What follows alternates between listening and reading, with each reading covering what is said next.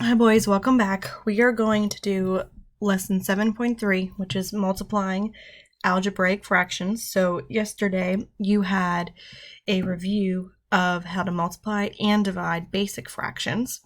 So today we're going to do some fractions that will contain variables. That's what makes them algebraic. And then the next lesson tomorrow will be the dividing algebraic fractions. So let's begin. So this is the multiplication rule that you should have used when you did your basic fractions. So to do this, you just have to multiply their numerators and multiply their denominators. So obviously this is an easy one. So if you have A times C, you'll get AC. B times D, you'd get BD. Now, what you should do is see if you could reduce the problem. So you should always see if you can reduce at the very end. But there actually is a shortcut, which you probably should remember, and it is the cross division. So if you can see diagonally that there's a number that can be divided into two of those numbers, then you can reduce right away, and that might save you from doing it at the very end.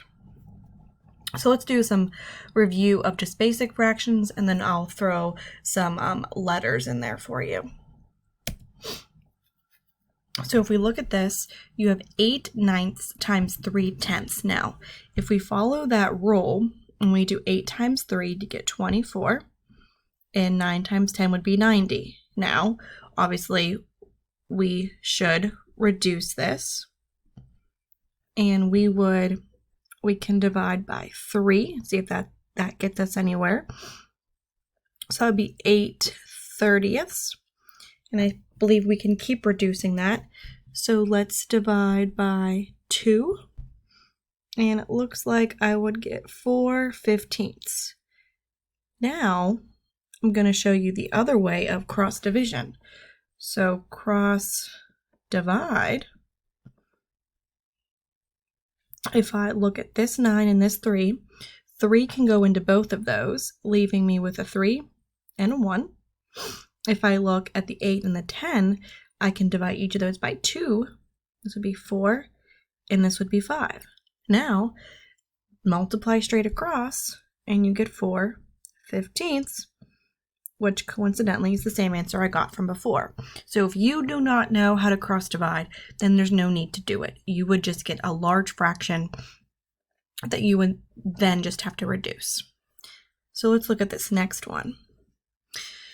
This next one contains 3 fractions. Now, you can treat it as 3, like essentially 2 different problems. But the key thing is once you cross off a number, it's gone. So let's actually use some cross division here.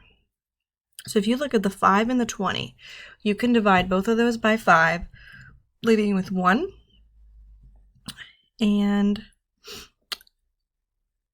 a 4. So 1 and 4. Now, we can't do anything with the 3 or the 7, so we can jump and look at the 3 and the 15. So 3 and 15, you can divide both of those by 3. That'd be 1, and that would be 5. And I could look at the 7 and the 14, and I believe that 7 actually goes into both of those. So 7, and this would be divided by 7, which is 2.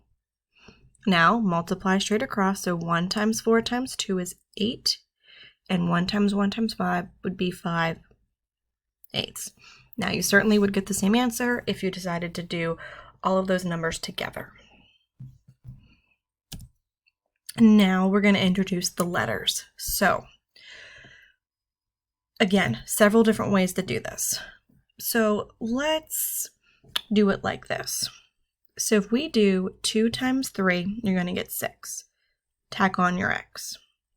Then you're going to do 5 times 10 and get 50. X squared. Now, this should look extremely familiar to you because this is what we did last week. So we drew that dotted line, put our missing 1 here. We're going to reduce 6/50ths, and I believe if you divide these numbers by 2, you get 3 25ths. Then you need to look at your x's, and if you subtract your x's, you're going to get x to the first, and it went on the bottom because the bigger exponent of 2 was there. So this is your answer. Now, there's the shortcut way of cross division, and you would still get that same answer. So if we do it like this 2 and this 10, you can divide both of those by 2, and you would get 1 and 5. You can't do anything the other way with the 3 and the 5, but put your missing 1 up here with your x's. Look diagonally at these x's and subtract them because they are on the top and bottom of each other. And if you subtract them, you're still going to get x to the first down here. So this one is gone. This one's gone, and it's being replaced with x to the first. So then we just multiply straight across. You got your 1 times 3, which is 3, 5 times 5, which is 25, oops, and then your x to the first is still on the bottom. So clearly, either way will get you the same answer. So let's look at letter B. Let's do it by doing it straight across. And don't forget, letters go in alphabetical order. So let's do 6xy squared over 15y squared, or sorry, y cubed. So let's draw our dotted line like we've been doing from before. And I believe that we can divide both of these by 3, leaving you with 2/5. And we need another dotted line between my x. Well, it looks like the x does not have a matching buddy on the bottom, so x stays.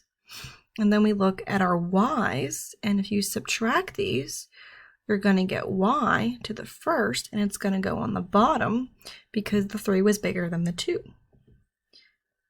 And there's your answer. So sometimes it's just easier just to multiply everything straight across and then reduce and cross things off.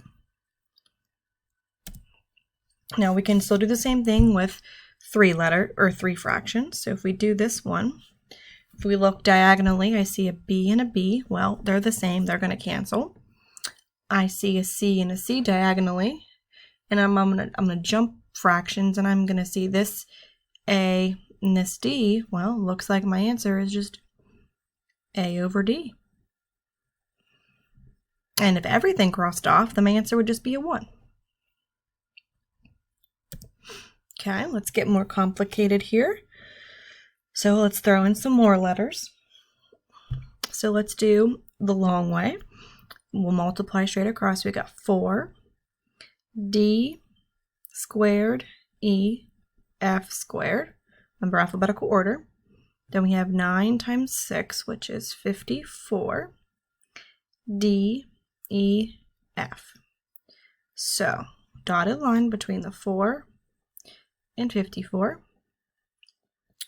We have a line between our d's, and then a line between our f's. So let's do the numbers first. So if we divide both of these by 2, you would get 2 over 27. Now look at your d's. I'll circle these right here. And you have d squared over d to the first, which is d to the first on top because the 2 was bigger than the 1. Then you have e to the first over e to the first. Those go away because they're the same. And then finally, you have f squared over f to the first. If you subtract these, you're going to get f to the first on the top, and leaving the 27 all by itself on the bottom. All right, let's do another one. So let's do the same thing. We can multiply straight across. Or what we could do is actually reduce our numbers and then multiply straight across. We could do that. So let's actually try that. So if we do 2 and 4, you can divide both of those by 2, leaving you with a 1 and a 2. The 3 and 18, if you reduce that, both of those numbers by a 3, that'd be 1, and that would be 6. Now, you also, besides looking diagonally, you can look up and down. So this 6 and this 2, you can divide both of those by 2, leaving you with a 3 and a 1. So now let's just do our numbers, and you have 1 times 3, which is just 3 on the top, 1 times 1, which is just 1. So let's do all of our letters. We have r s squared t squared over r s t. So dotted line, and the 3 and the 1 will stay. Then look at your r's. Looks like r over r goes away because they're the same. We have s's, so we have s squared over s to the first, which would be s to the first on the top. And then we have the t, so you have t squared over t to the first. If you subtract, you would get t to the first on the top. And obviously that 1 on the bottom is not important, but we can keep it anyway. All right, I do believe this is our last one. So of course I'm going to make it the most difficult problem, but it's not too difficult. So let's do this. Let's look at all of our numbers, and then we'll do our letters. So let's look at the 9 and the 18. A 9 and 18, if you divide both of those by 9, you would get 1 and 2. If you look at the 5 and 25, you could divide both of those by 5, leaving you with 1 and 5.